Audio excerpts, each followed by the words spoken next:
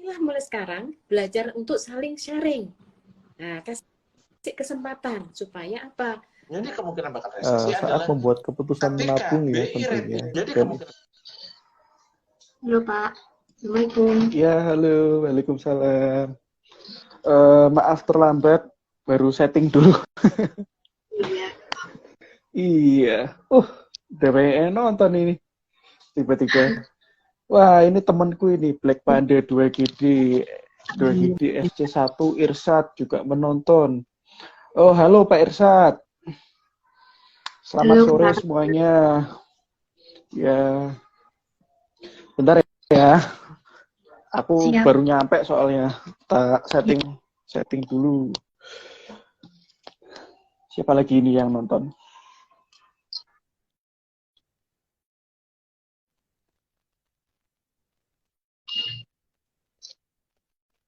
Oke, suaraku tadi masuk nggak waktu aku mute? Nggak toh?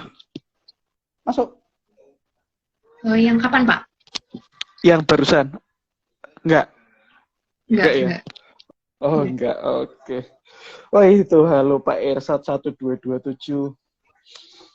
Oke, kita mulai aja online kelas seminar kita sore hari ini. Silahkan Mbak Ulan.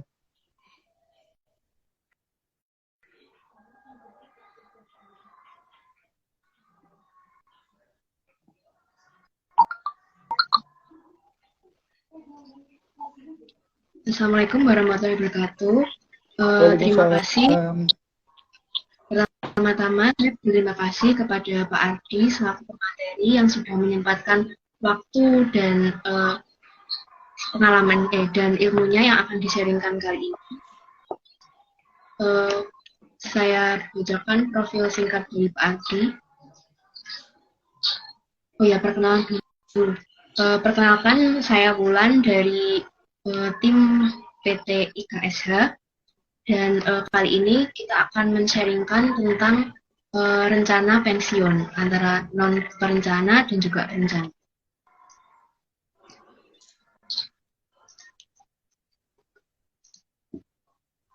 Jadi Pak Adian ini adalah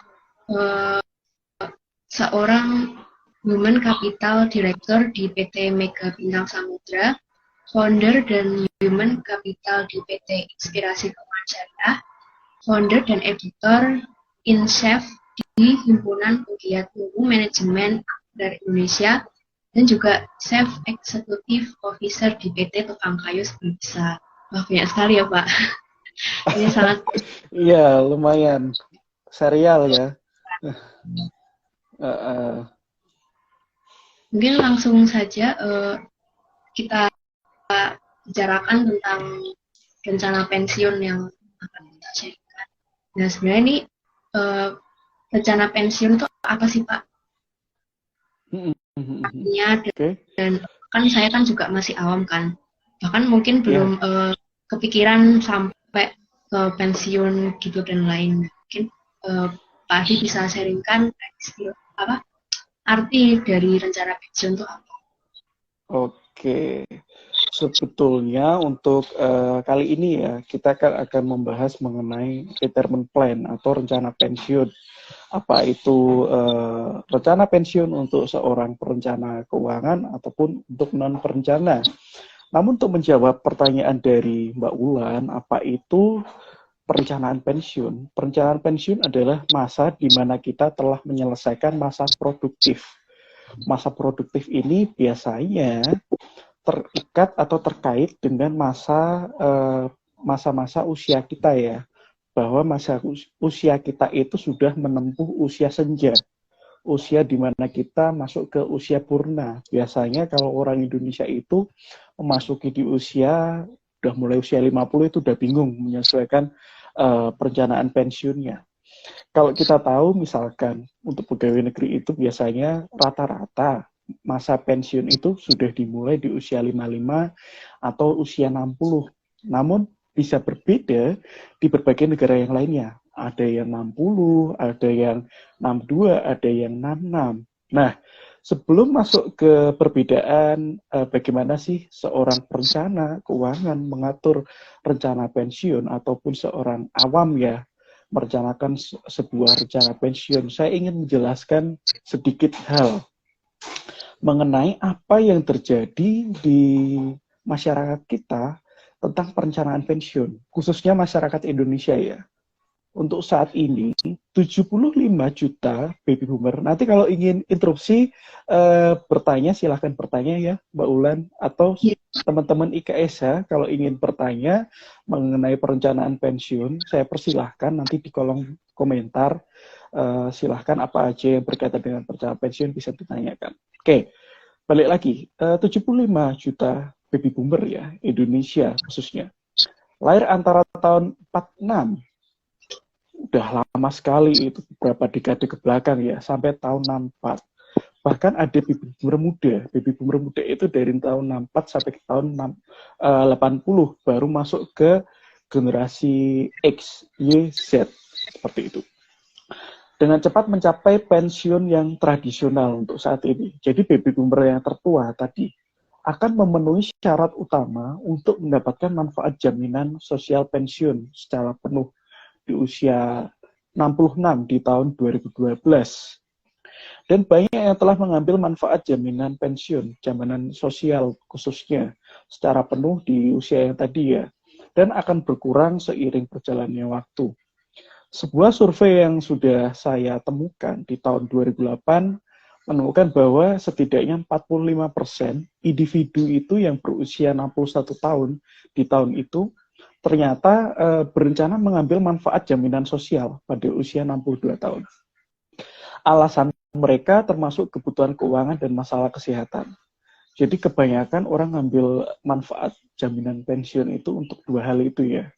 Untuk kebutuhan sehari-hari, untuk investasi itu udah nggak terpikirkan biasanya. Karena udah masuk masa-masa senja, biasanya kesehatan itu menjadi prioritas. Nah, pada tahun 2009, 1 tahun setelah 2008, temuan saya menemukan bahwa jumlah penerima manfaat jaminan sosial baru berusia 62 tahun ke atas mencapai rekor tertinggi ternyata, dengan 1,3 juta pria dan 1,9 juta wanita menerima tunjangan pensiun. Banyak juga lansia yang ingin tetap bekerja, namun di tahun-tahun itu banyak juga yang tidak menemukan pekerjaan. Oleh karena itu, terjadilah fenomena pensiun dini. Jadi kalau kita lihat negara barat itu biasanya cenderung berumur panjang ya. Kalau kita negara muslim Timur Tengah itu bukan negara muslim sih kalau Indonesia, negara yang berdemokrasi, negara yang memiliki Pancasila ya. Tapi lebih dominan muslim maksud saya, biar nggak salah persepsi. Biasanya usia harapan hidup itu sampai 60 tahun. Itu biasanya masuk ke masa-masa yang pensiun ya, masa-masa awal pensiun. Mereka banyak juga yang ingin memiliki kebutuhan keuangan yang banyak untuk menyelesaikan masalah kesehatan, masalah utang, masalah penambahan aset, dan lain sebagainya. Biasanya mereka ingin kerja, namun mereka juga sudah susah menemukan pekerjaan yang cocok. Nah, pada kesempatan ini, saya ingin menjelaskan lebih lanjut ya, bagaimana sih seseorang yang sudah di masa pensiun nanti agar bisa mendapatkan peace of mind. Peace of mind itu kedamaian pikiran. Sehingga pada saat dia mencapai masa purna, masa pensiun, dia itu sudah tidak perlu memperhatikan bagaimana saya mendapatkan sumber keuangan untuk menghidupi. Intinya itu. Balik lagi mengenai baby boomer ya, karena baby boomer ini sangat menarik ya Wulan sampai sekarang. Apalagi kita hidup, kalau Mbak Wulan, saya masih hidup dengan baik baby boomer ya. Orang-orang tua kita di usia kelahiran 60, kelahiran 70 itu kan masih banyak. Itu juga termasuk baby boomer muda. Biasanya tidak memiliki rencana pensiun yang diartikulasikan dengan baik, tidak disiapkan dengan baik. Sebuah studi yang saya temukan baru-baru ini, ternyata pada tahun pekerja yang lahir pada tahun 64 atau sebelumnya, mungkin 64 sampai ke tahun 45 atau 46 ya tadi, hanya 44% orang menunjukkan bahwa mereka memiliki rencana keuangan dengan tujuan khusus untuk masa pensiun. Hanya 44%, bayangkan. Nggak ada separuhnya. Bahkan di antara mereka, yang dalam 5 tahun masa pensiun yang diharapkan, hanya 50% yang memiliki rencana pensiun Jadi sangat penting kan rencana pensiun ini. Berdasarkan studi yang saya teliti juga ya, orang yang berusia di atas 50 tahun menemukan bahwa 31% telah berusaha menentukan yang mereka butuhkan untuk ditabung untuk masa pensiun. Jadi dari sini sudah terlihat dari data yang ada, studi yang ada, bahwa rencana pensiun itu penting. Dari mereka yang mencoba melakukannya, hanya 67% yang benar-benar membuat semacam rencana. Jadi masih di bayang-bayang ya. Umur berapa kita harus siap-siap untuk rencana pensiun tuh idealnya umur berapa? Maksudnya apakah saya yang notabene masih muda ini harus merencanakan atau di usia berapa jangka waktu yang pas yang bisa kita mulai rencanakan gitu? Iya, oke. Pertanyaannya menarik ya. Kalau sekarang usia misal 22 tahun, lalu umur berapa sih yang harus kita siapkan untuk merencanakan sebuah rencana pensiun?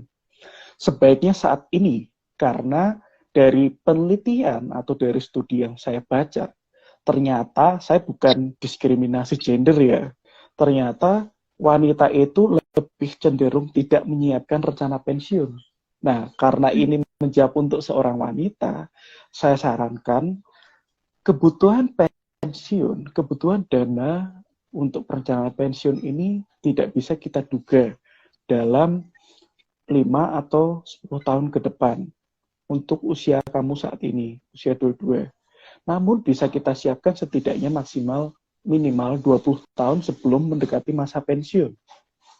Karena dari situ kita bisa melihat apa aja sih faktor-faktor yang membuat rencana pensiun kita ini berhasil. Pertama, tadi saya sebutkan usia. Kedua, gender. Gender ini penting karena ini menyangkut karakteristik seseorang, budaya seseorang. Yang ketiga, pendidikan. Pendidikan ini juga harus kita siapkan.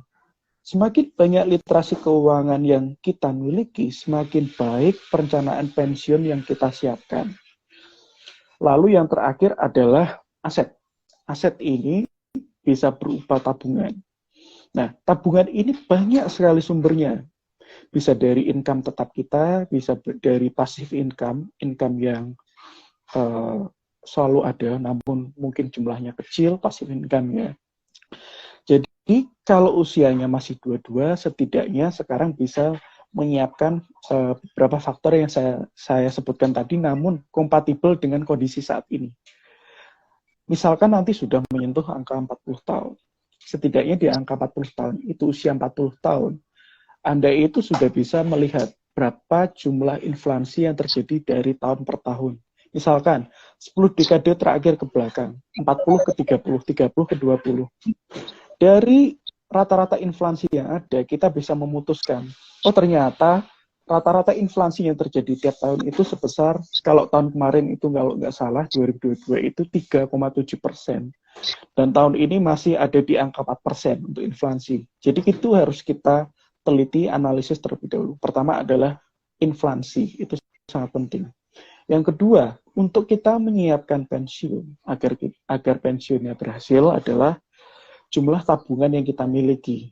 Jumlah yang tabungan yang kita miliki ini akan kita hitung dengan harapan usia yang kita targetkan. Misalkan, dengan kesehatan yang ada, dengan aset yang ada, seperti yang saya katakan tadi, bila seorang muslim itu rata-rata memiliki harapan hidup di usia 60 tahun dan pensiun di usia 55 tahun, setidaknya jumlah tabungan kita itu bisa mencukupi seluruh kebutuhan kita untuk masa-masa pensiun kita, yaitu 5 tahun. Tapi, kalau memang kita ingin pensiun di usia 60, biasanya seorang wirausaha ya, ini akan berbeda. Seorang wirausaha itu biasanya akan meminta pensiun atau merencanakan pensiun itu di usia 60.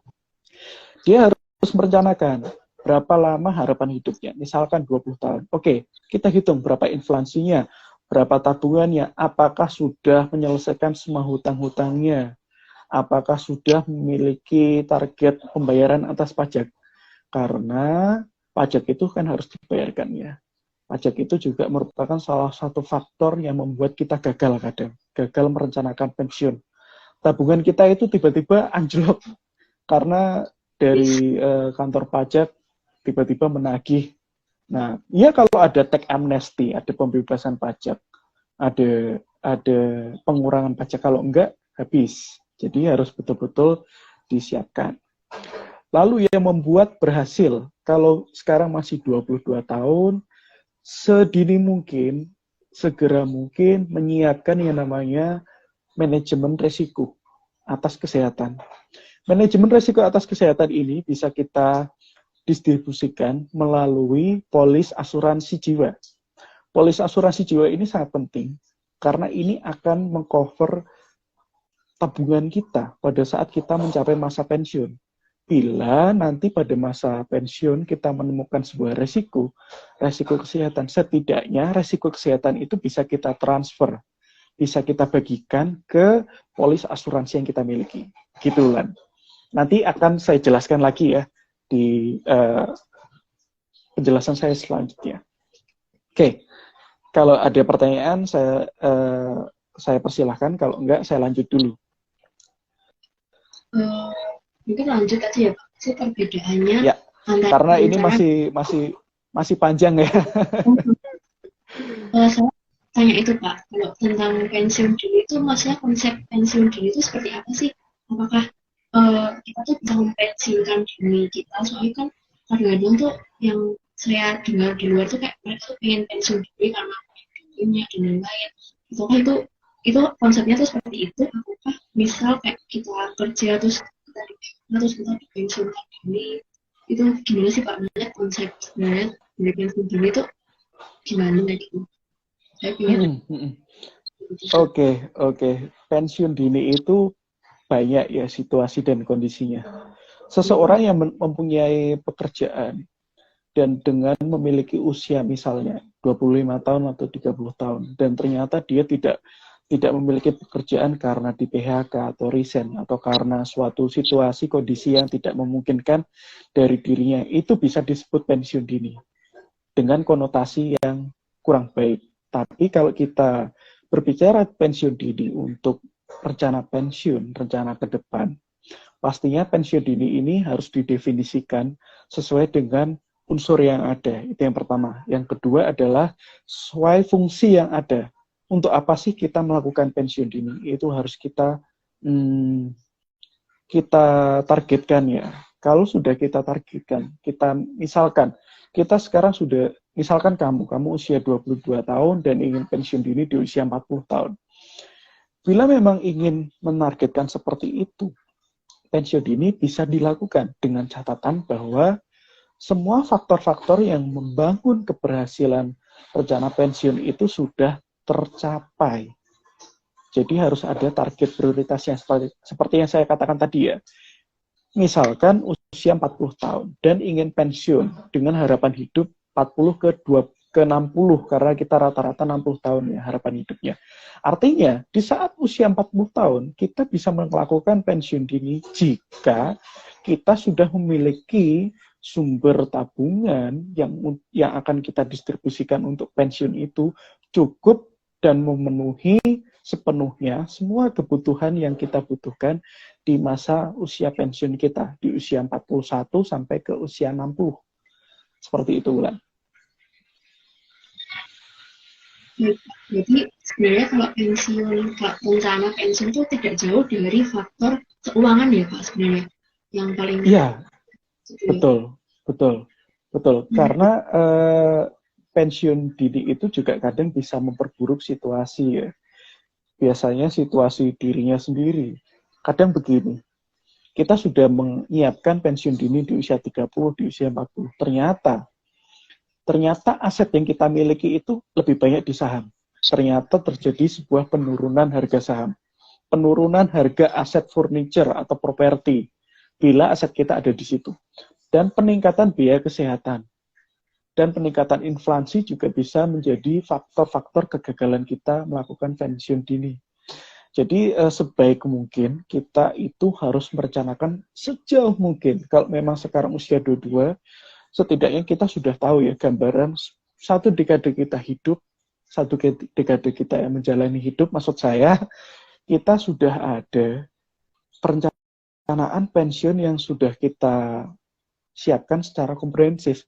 Oh, di dekade kedua, dekade ketiga, dekade keempat, dekade kelima, maksud saya usia kepala 2, usia kepala 3, usia kepala 4, sampai kepala 5, kepala 6, kita sudah tahu apa aja yang akan terjadi.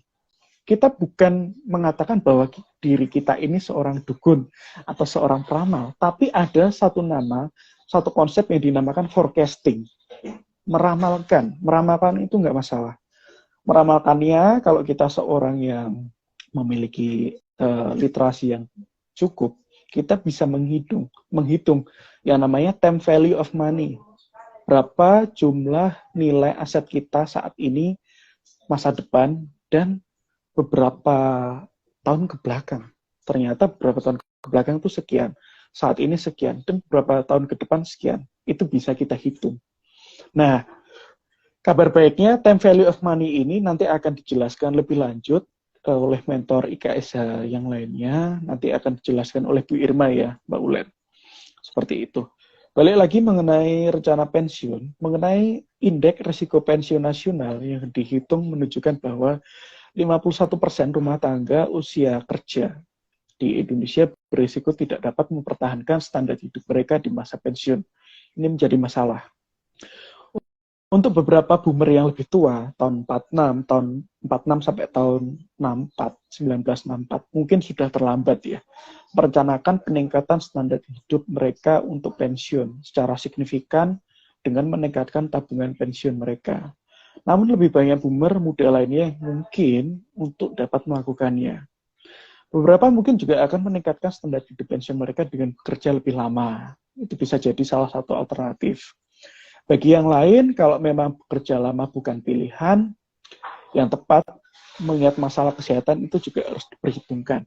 Selain itu, ekonomi yang lemah, pekerjaan yang langka, beberapa pekerjaan yang mungkin ingin bekerja lebih lama dari yang direncanakan mungkin tidak memiliki pilihan itu.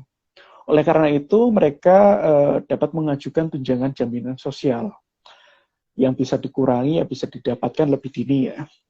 Beberapa individu mungkin tidak punya pilihan selain menerima tingkat pendapatan pensiun pengganti yang lebih rendah yang disediakan oleh rencana yang mereka terkuras oleh penurunan harga saham.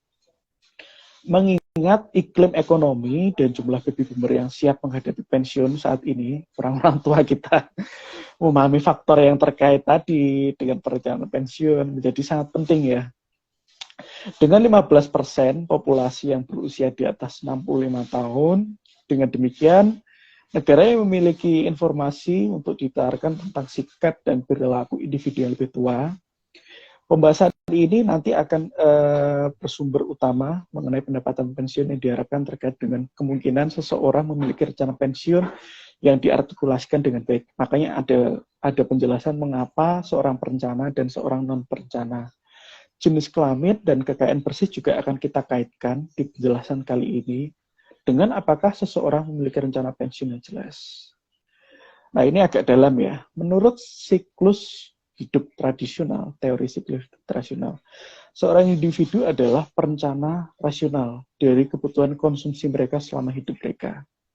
Selama masa muda mereka mengkonsumsi lebih dari yang mereka hasilkan, membiayai selisih dengan meminjam. Itu yang biasa orang-orang lakukan.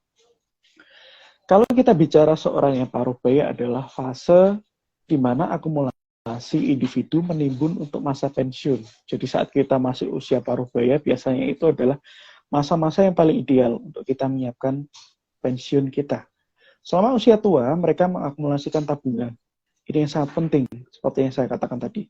Untuk menabung dengan tepat, individu harus memecahkan masalah nilai sekarang berdasarkan perkiraan fakta yang tidak diketahui tentang masa depan. Nah, perkiraan fakta dan masalah nilai ini yang saya katakan tadi ada yang namanya time value of money. Sesuai dengan perkiraan fakta. Berapa sih investasi yang kita miliki, inflasi yang terjadi, dan jumlah tabungan yang ada. Akan kita kaitkan. Seperti tadi saya katakan, dengan pendapatan pengembalian aset, tarif pajak, ini juga harus kita perhatikan. Dari kemarin kan ada tren ini ya, tren peningkatan tarif pajak. Dan ternyata setelah saya telusuri, peningkatan tarif pajak itu terjadi untuk penghasilan yang seseorang yang memiliki penghasilan paling tinggi, kalau nggak salah yang udah menyentuh angka miliar sampai triliun. Itu memang ada kenaikan. Namun untuk yang pendapatan untuk penghasilan per bulan 5 juta itu masih tidak ada kenaikan, masih sama tetap. Bila penghasilan 5 juta per bulan, maka PPh-nya yang harus dibayarkan sebesar 300.000 per bulannya, atau 5% setiap tahunnya. Oke, tadi teori siklus kehidupan. Sekarang mengenai teori alternatif yang menyatakan bahwa ketika individu beroperasi dalam situasi yang lebih kompleks dan tidak pasti, keputusan mereka akan tunduk pada rasionalitas terbatas daripada rasionalitas klasik. Keputusan selanjutnya akan dibatasi oleh kemauan yang terikat, menabung untuk masa depan, masa pensiun sulit, sulit baik secara kognitif maupun dalam hal pengendalian diri. Bukti empiris yang saya temukan juga menunjukkan bahwa kebanyakan orang tidak merencanakan masa pensiun dengan baik. Hanya 44% pekerja atau pasangan telah menghitung berapa banyak yang mereka butuhkan untuk menabung untuk masa pensiun yang nyaman, dan 25% tidak memiliki tabungan pensiun. Lalu mengapa orang cenderung merencanakan masa pensiun dengan baik? Ini ada dua hal ya. Pertama, agak cepat aja. Pertama, hasil tabungan pensiun tidak pasti dan jauh. Seperti yang saya katakan tadi ya, tabungan pensiun ini kadang ada yang sudah kita siapkan sejak dini, ada juga yang enggak. Kadang juga yang usianya terlalu dini itu juga mengalami masa-masa di mana masalah itu muncul, seperti penurunan saham, peningkatan harga pajak, dan lain sebagainya. Selanjutnya, biaya tabungan pensiun adalah konsumsi saat ini. Dengan demikian, kegagalan untuk menyimpan menghasilkan keuntungan instan. Selanjutnya, tidak ada imbalan langsung yang untuk melakukan hal yang benar, dan tidak ada hukuman langsung untuk tidak melakukannya. Ini akan menjadi masalah ya untuk mereka yang tidak ingin merencanakan pensiun. Terakhir, tidak ada tenggat waktu khusus sebelum seseorang baik-baik saja dan setelah itu seseorang mendapat masalah. Jadi beberapa hal tadi harus diperhatikan agar kita tidak masuk ke perencanaan pensiun yang gagal. Juga mencegah individu dari mengalami tindakan yang tepat adalah kekuatan inersia. Seperti kita ketahui, inersia ini adalah sebuah kelembapan ya. Kelembapan di mana kita melakukan sesuatu, kita didorong untuk melakukan hal itu terus-menerus. Untuk membantu meningkatkan tabungan pekerja dan kesiapan pensiun, beberapa perusahaan telah beralih ke pendaftaran otomatis karyawan baru dalam rencana perusahaan.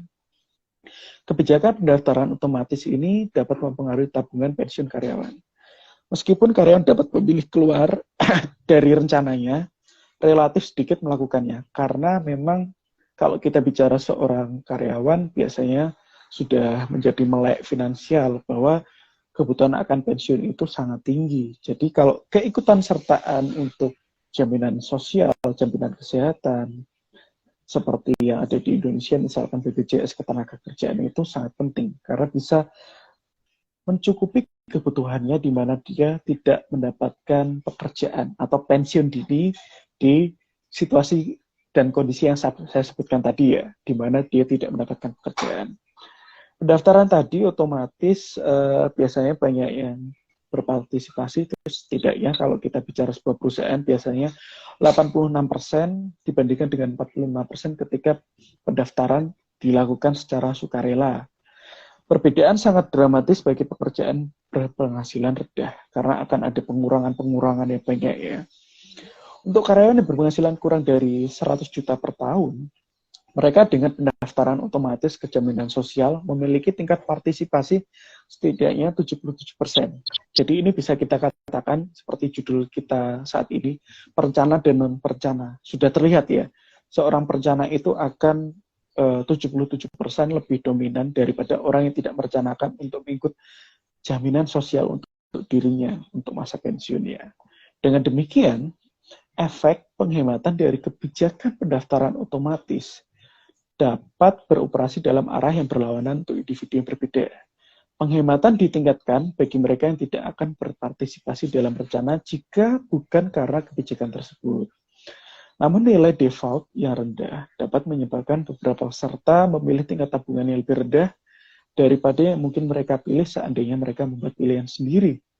Kekuatan inersia lebih lanjut terbukti. Pada tahun itu banyak peserta terencana untuk berkontribusi pada tingkat yang gagal bayar. Selanjutnya mengenai inersia, masih inersia. Kalau ada yang tanyakan silakan. Dapat digunakan untuk mendorong penghematan yang lebih besar, kelembapan yang tadi ya. Di rencana, para pekerja setuju sebelumnya untuk mengalokasikan sebagian dari kenaikan gaji mereka di masa depan untuk tabungan hari tua.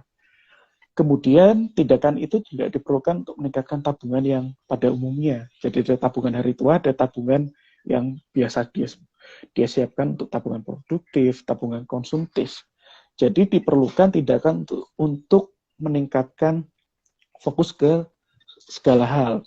Setelah program diadakan dengan 4 kenaikan gaji tahunan, misal, temuan menunjukkan bahwa persentase yang tinggi dari mereka yang menawarkan rencana tersebut tergabung. Jadinya tadi saya katakan ada berbagai tabungan itu akan tergabung dan sebagian besar tetap terdaftar melalui keempat kenaikan gaji.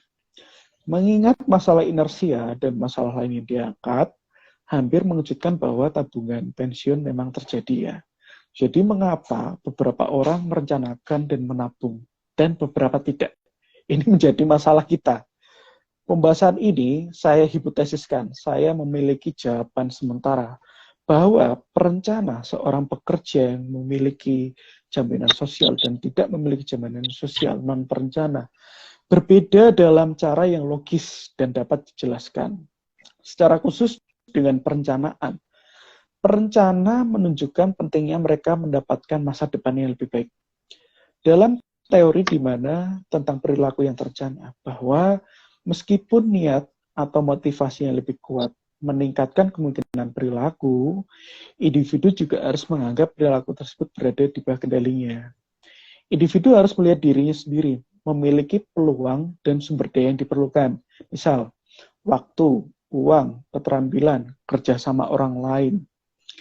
Dalam konteks perencanaan pensiun, peluang dan sumber daya dibutuhkan pada 2 tingkatan. Pertama, individu harus mampu mengembangkan rencana. Itu yang penting.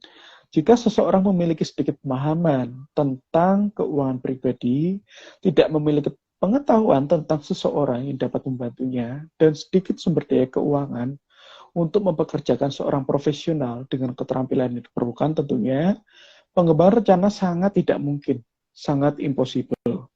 Yang kedua, individu harus percaya bahwa dia akan mampu menindaklanjuti rencana tersebut.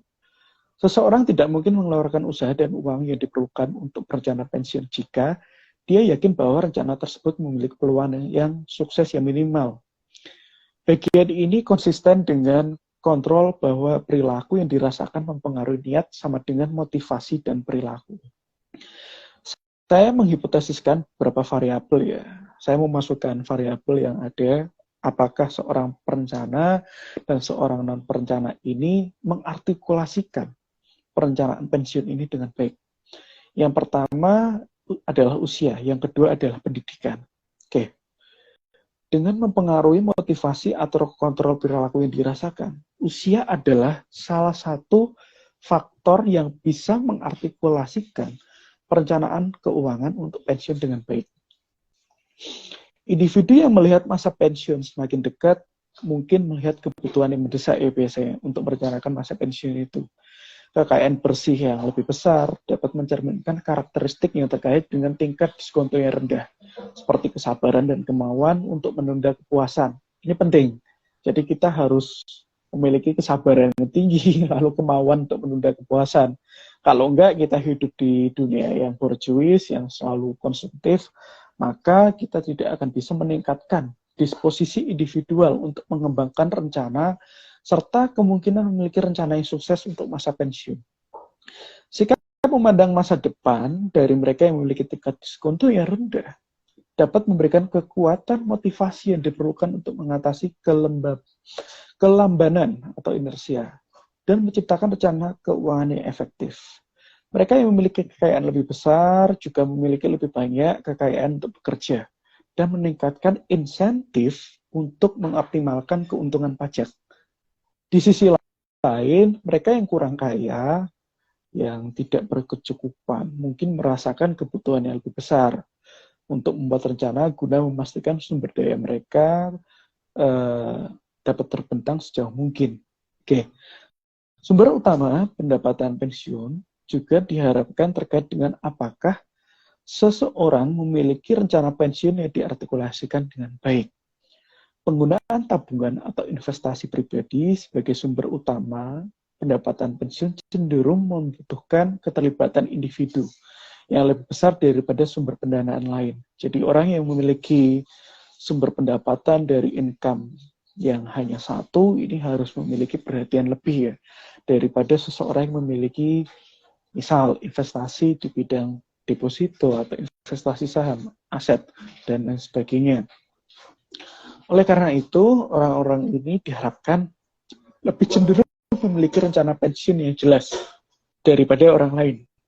Sejauh rekening pensiun manfaat dan iuran pasti diatur oleh pemberi kerja. Pembuatan rekening tersebut dapat berfungsi sebagai langkah yang memfasilitasi dalam proses berpikir dan merencanakan pensiun. Di sini kita akan terpacu untuk berpikir strategis.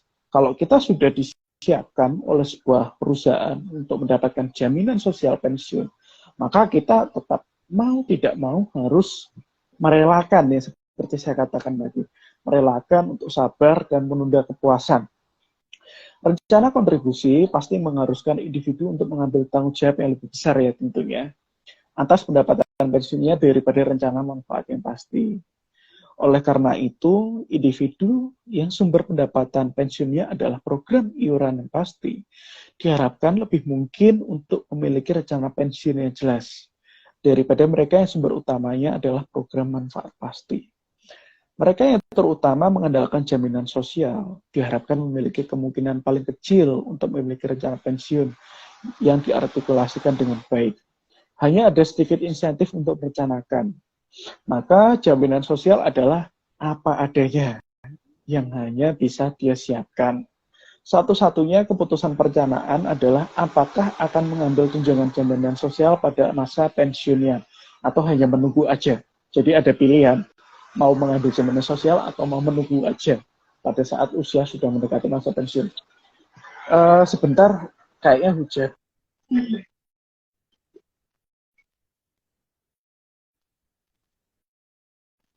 Hujan tuh Pak? Di sini Hujan ya? Iya. Bentar, biar ditutup dulu pintu saya. Soal pintu saya begini ini.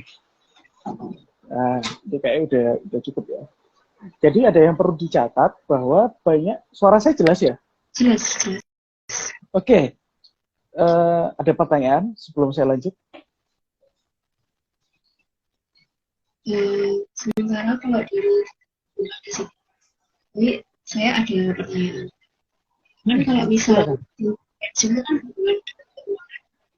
Nah kalau misal masyarakat yang menengah ke atas itu kan dia bisa memetakan aja keuangannya itu akan rencana pensiun, investasi dan lain. Lalu misal kalau untuk menengah ke bawah itu gimana Pak? Biar dia tuh tetap punya rencana pensiun, tapi keuangannya tuh dikit. Apakah dia harus mengembangkan atau gimana? Soalnya kan kalau misal dia sampai tidak ada rencana pensiun banyak, akan berimbas ke keturunannya. Siapa kayak jadi generasi berikutnya Pak? Kan bisa kalau misal ada rencana pensiun kan akan meminimalisir atau akan bisa memutus mata rantai generasi sandwich gitu.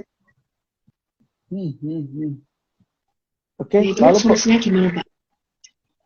Solusi atas bila dia tidak memiliki kemampuan tabungan yang mumpuni saat ini ya. Sedangkan dia harus memotong mata rantai fenomena generasi sandwich. Ya, biar misal bapak ibu gitu kan, kan menengah ke bawah, padahal dia ada anak. Nah, biar anaknya ini tidak menjadi generasi sandwich akan menghidupi orang tuanya kan juga ada nanti kan dia kan akan berkeluarga, akan mempunyai sendiri agar orang tuanya itu juga tidak memberatkan gitu Pak. Itu gimana langkahnya anak itu untuk bisa mengasih tahu ke orang tuanya gimana rencana pensiun gini-gini, itu gimana Pak? Oke, yang pertama, setidaknya kita harus, kalau kita tidak seorang perencana ya, kita bukan seorang perencana, seorang yang awam, kita harus meninjau situasi individu saat ini, dan kita akan mencari cara yang terbaik untuk menabung untuk masa pensiun. Karena masa pensiun itu adalah suatu hal yang pasti, tidak bisa kita hindari. Kita hanya bisa yang namanya meminimalis risiko, risk minimize ya. Jadi kita harus meminimalkan risiko yang terjadi saat ini dan masa depan. Dalam kebanyakan kasus, biasanya kita harus merencanakan dengan tujuan-tujuan tertentu. Yang pertama, yang paling umum yang harus kita lakukan adalah kita harus menganggarkan dengan tepat berapa nominal jumlah investasi yang kita miliki. Berapa jumlah kebutuhan utang produktif, utang konsumtif, tabungan masa depan, biaya kehidupan saat ini. Tentunya kita bisa ya hidup dengan sederhana mungkin. Itu adalah kuncinya, hidup dengan sederhana mungkin. Jadi kalau kita bekerja, ini berlaku untuk seorang wirausaha ataupun seorang pekerja, kita bisa menghitung berapa jumlah anggaran terhadap hutang produktif dan hutang konsumtif yang kita miliki. Bila kita menghitung dari jumlah total penghasilan kita per tahun, misal 60 juta penghasilan kita per tahun, akan kita hitung menjadi dua. Hutang produktif sebanyak 30% dan hutang konsumtif sebanyak 15%.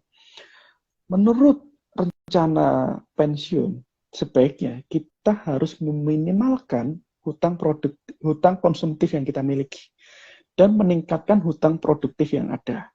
Sehingga bila kita memiliki 15% hutang konsumtif, akan kita pindah alokasikan aset yang dimiliki ke hutang produktif sehingga menghasilkan nilai atau pengembalian atas produktivitas yang kita miliki. Bisa kita alokasikan ke pekerjaan yang kita lakukan, bahkan bisa kita alokasikan untuk investasi yang telah kita lakukan. Atau pembelian aset yang mendapatkan return yang memiliki nilai jual yang lebih daripada harga belinya, misal emas. Nah, itu sangat penting. Jadi kita harus memiliki ya situasi dan kondisi. Kita harus menilai dulu apakah memungkinkan dengan rencana paling rendah. Bila memang iya, kita harus menghitung ulang berapa hutang produktif dan konsumtif yang kita miliki. Bila sudah, kita akan mengalokasikannya ke hutang produktif yang kita miliki. Kita akan kembangkan sehingga penghimpunan dana ini akan menghasilkan dana yang mendapatkan hasil yang lebih. Akan ada marginnya, akan ada profitnya. Seperti itu. Bisa kita alokasikan juga ke investasi seperti deposito, pembelian saham, obligasi, reksadana, ataupun ke platform investasi kita yang lainnya. Seperti itu, Wulan. Jadi, tidak bisa dihindari, kita hanya bisa meminimalkan resiko. Karena masa pensiun itu pasti. Bahkan ada satu resiko lagi, yang namanya resiko memiliki hidup yang panjang. Itu juga sebuah resiko. Kita sudah rencanakan, oh saya ternyata akan pensiun usia 60 dan akan memiliki harapan hidup di usia 80. Dan ternyata setelah 80 tahun kita masih hidup, itu juga merupakan salah satu resiko yang harus kita tangani. Maka dari itu, saya tadi udah bilang, kita harus terus-menerus melakukan appraisal atau penilaian per dekade. Dekade pertama, kepala 2 bagaimana, kepala 3 bagaimana, kepala 4 bagaimana, kepala 5 bagaimana. Dengan penilaian yang ada, kita bisa menilai berapa jumlah kekurangan yang ada dari inflasi yang terjadi, penurunan harga saham yang terjadi, penurunan harga aset yang terjadi, dan penyusutan pendapatan yang kita miliki atau peningkatan pendapatan yang kita miliki itu ternyata cukup dari harapan awal kita. Kalau awalnya tadi 20 tahun, ternyata bisa 25 tahun, why not? Betul nggak? Seperti itu. Oke, semoga terjawab ya, Bulan. Sudah jelas, sangat jelas. Jadi paham. Ya, oke. Tadi saya katakan ada beberapa faktor yang akan mengartikulasikan bahwa perencanaan pensiun itu akan dilakukan dengan baik. Pertama tadi adalah usia.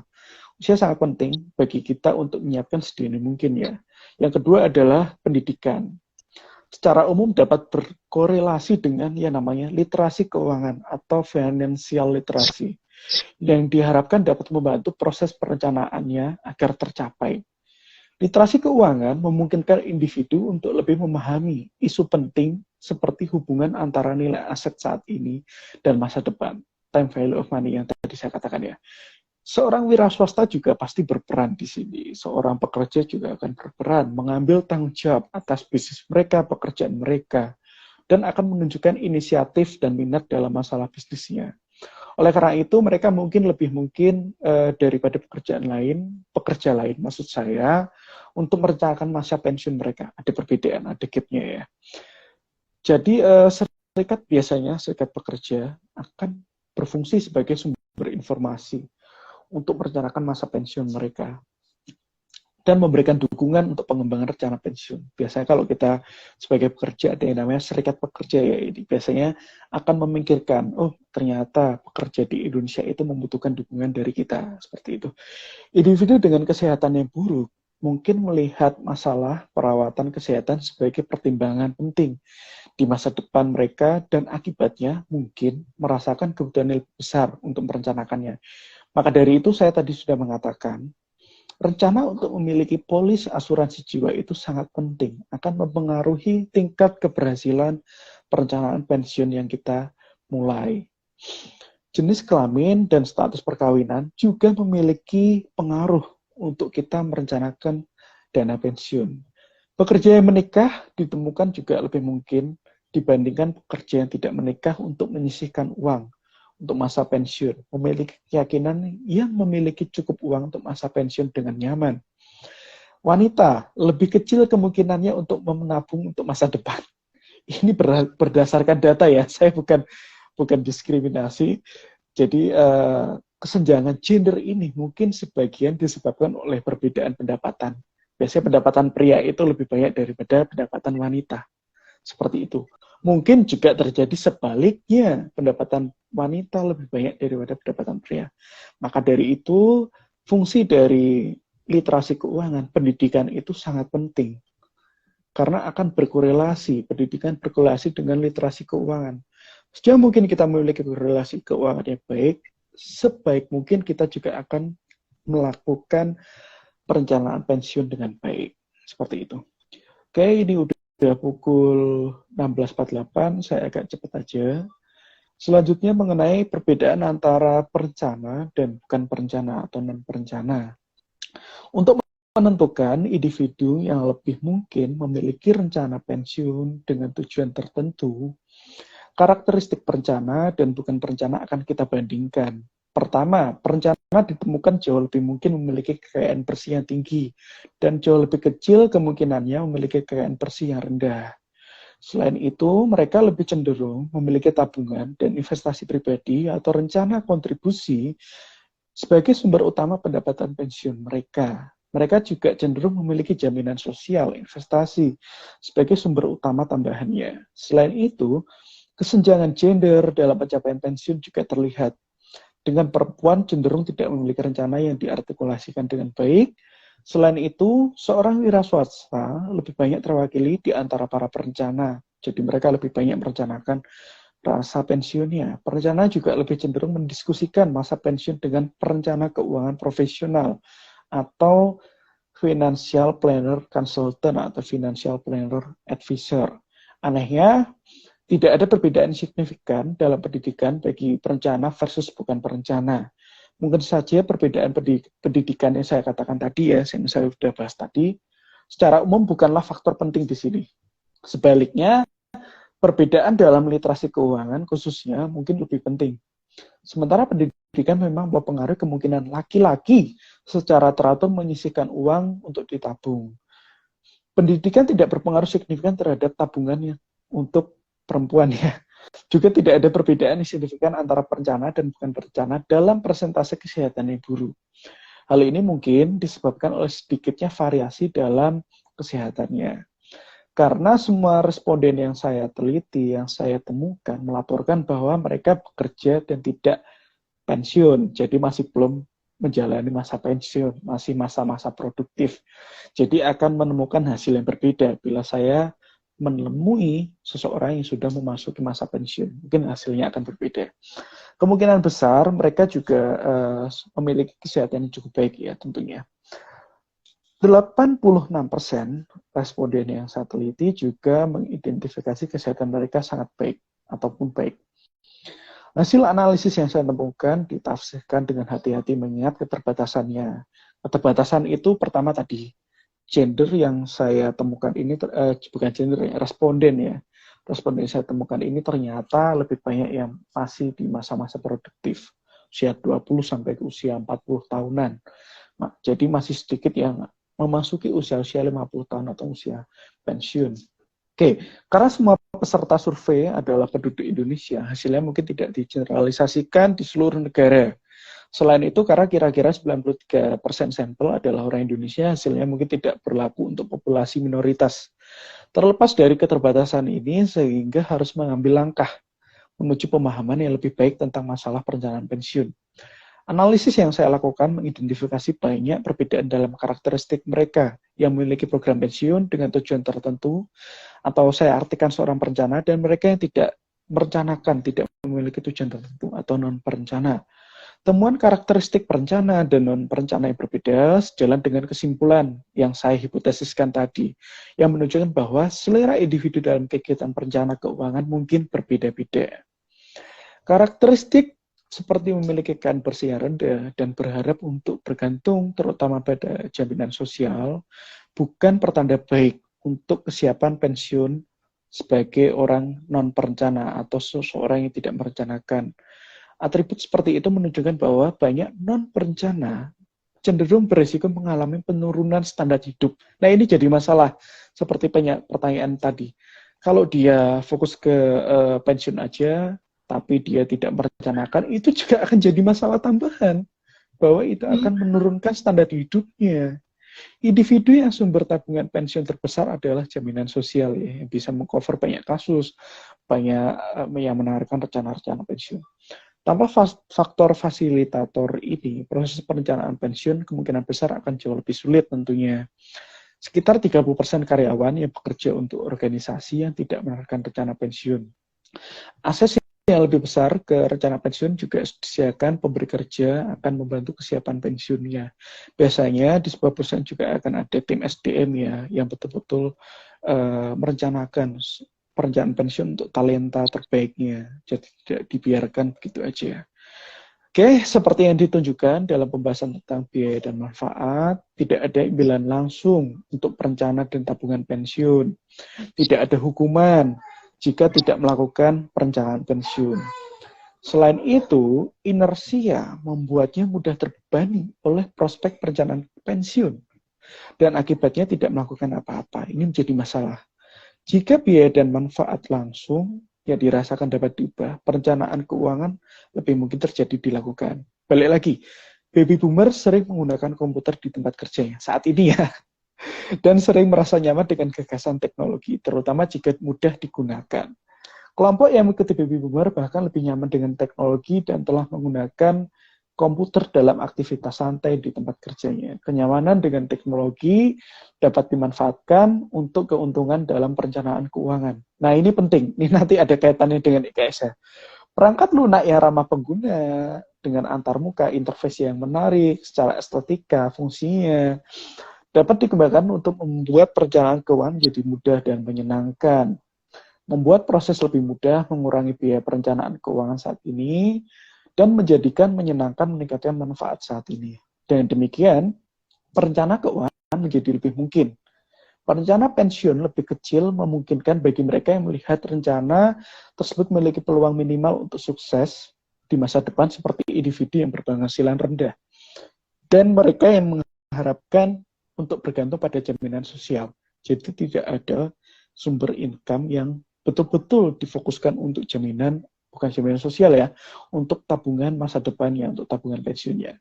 Bagi orang-orang ini, bahkan lebih penting untuk mengubah biaya dan manfaatnya. Jika mereka dapat tergoda untuk bermain dengan perangkat lunak perencanaan karena akan menyenangkan ya dengan teknologi itu, mereka kemungkinan dapat melihat beberapa banyak tabungan yang dapat tumbuh dan mereka mungkin termotivasi untuk memulai proses perencanaan dan penghematan keuangan. Oke, tren dan pola sehubung dengan gender dan komputasi berimplikasi memiliki manfaat pada keefektifan perangkat lunak yang mudah digunakan untuk meningkatkan tingkat perencanaan pensiun perempuan. Jadi kalau tadi perempuan memiliki niat perencanaan pensiunnya rendah, dengan adanya perangkat lunak yang menyenangkan, yang mudah digunakan, ini bisa meningkatkan motivasinya, perilakunya untuk merencanakan pensiun. Sementara secara historis, laki-laki cenderung menggunakan internet. Bukti menunjukkan bahwa kesenjangan gender telah tertutup. Masalah gender perempuan laki-laki clear dengan namanya tools MyEFPI Syariah. Tools MyEFPI Syariah ini bisa di-download di iOS dan Android. Sudah kita sediakan. Disediakan oleh PT Inspirasi Keuangan Syariah. Namun, Anda semua harus melaluinya melalui pelatihan, pendidikan, dan sertifikasi yang telah kita siapkan. Karena di situ kita akan belajar yang namanya perencanaan keuangan, mengelola hutang, perencanaan anggaran, perencanaan asuransi, perencanaan pendidikan anak, pembelian rumah, perencanaan ibadah haji, perencanaan wakaf, perencanaan pensiun khususnya ya, dan laporan keuangan pribadi. Banyak yang akan dibahas, banyak manfaat yang akan diterima. Maka dari itu, pendidikan dan pelatihan pada PT Inspirasi Keuangan Syariah ini diperlukan untuk kalian yang ingin betul-betul merencanakan kegiatan atau merencanakan target financial goals khususnya untuk perencanaan pensiun dengan baik.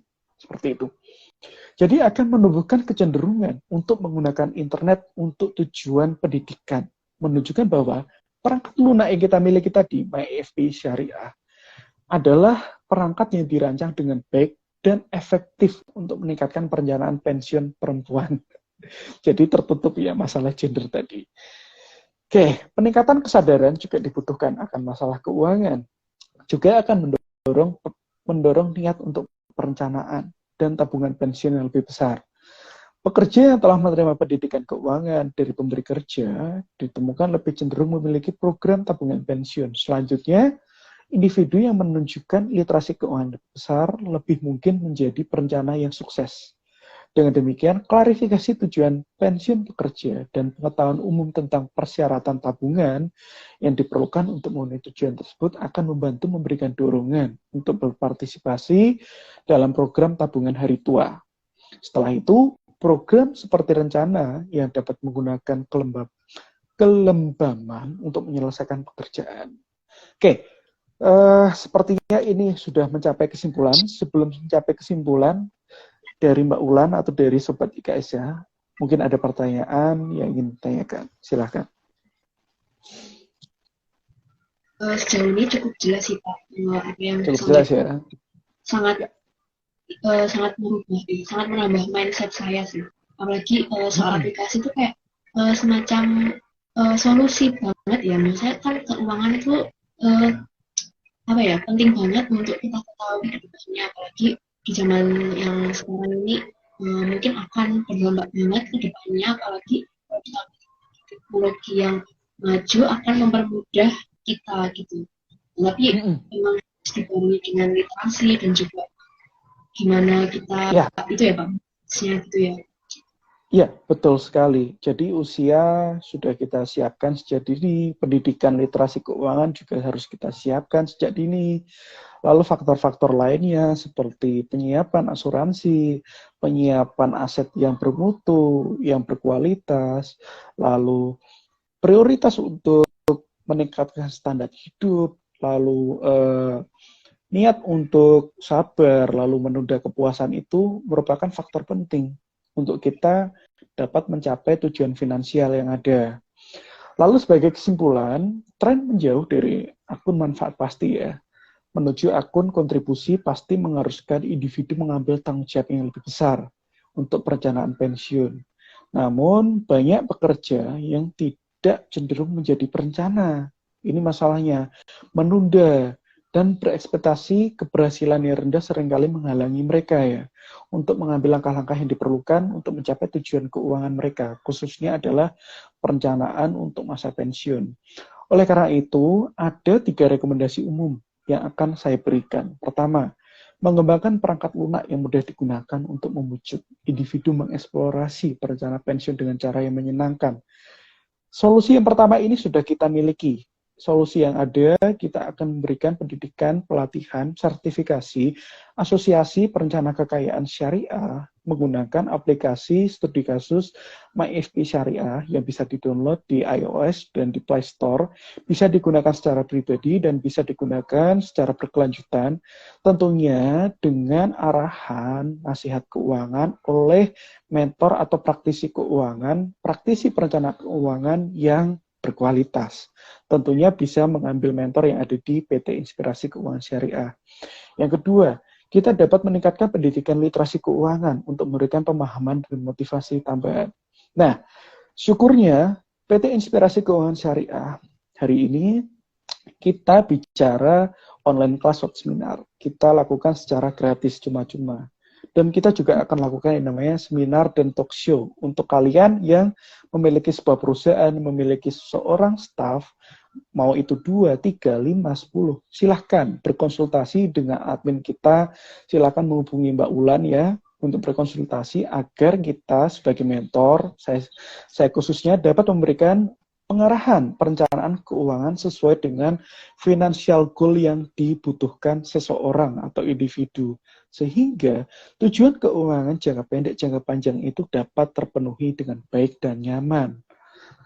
Oke, yang ketiga, kita akan melembagakan program yang menggunakan kelembaban atau inersia untuk mendorong peningkatan tabungan.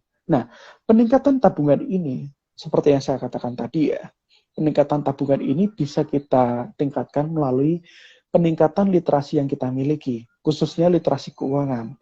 Literasi keuangan yang kita miliki ini akan IKSA sampaikan. Pertama, selain dari online class atau seminar, selain dari talk show dan seminar, kita akan melakukan yang namanya in-house training. Kita juga menyediakan layanan grup financial coaching. Kita juga memiliki one-on-one financial consulting. One-on-one financial consulting ini akan kita bagi 2. Pertama adalah financial clinic, yang kedua adalah financial coaching. Financial clinic bisa dilakukan selama 30 menit, financial coaching bisa dilakukan selama 60 menit maksimal. Kami sebagai perencana keuangan expert khususnya, kami akan memberikan financial check up sesuai dengan problematika. Kita akan memberikan solusi atas masalah keuangan Anda. Kita akan memberikan resume, laporan, narasi, dan penjelasan secara komprehensif. Jadi 3 hal itu sudah kita siapkan. Oke. Selain itu, kita juga membutuhkan dukungan dari lembaga publik ataupun pemerintah yang dapat mengembangkan ya, mempromosikan pengembangan perangkat lunak yang sesuai. Khususnya adalah mengembangkan perangkat lunak yang kita miliki. Ketika perangkat lunak seperti permainan yang menyenangkan telah dikembangkan, perusahaan dapat mengadakan kompetensi perusahaan dengan hadiah kecil ya, untuk mendorong karyawan mendorong karyawan bermain dengan perangkat lunak tadi ya. Selain itu, akses ke perencana keuangan profesional, financial planner, advisor, konsultan, dan pelatih literasi keuangan dapat disediakan oleh pemerintah juga. Dan pemerintah juga dapat mendorong kita, IKSL, untuk dapat memberikan, memasyarakatkan ya, bukan mensosialisasikan, memasyarakatkan pendidikan finansial yang baik dan tepat, seperti itu. Jadi pemerintah daerah juga dapat menawarkan kursus pendidikan untuk orang dewasa yang bersubsidi dengan literasi keuangan dan menghadirkan promosi seminar pensiun secara berkala. Mungkin kalau kita hidup di desa ya, biasanya kan itu ada pertemuan kecil, pertemuan ibu-ibu, bapak-bapak, atau pertemuan bulanan, pertemuan banyaklah, ataupun agenda-agenda khusus lainnya, itu bisa kita adakan dengan promosi seminar perencanaan pensiun ataupun perencanaan keuangan yang lainnya.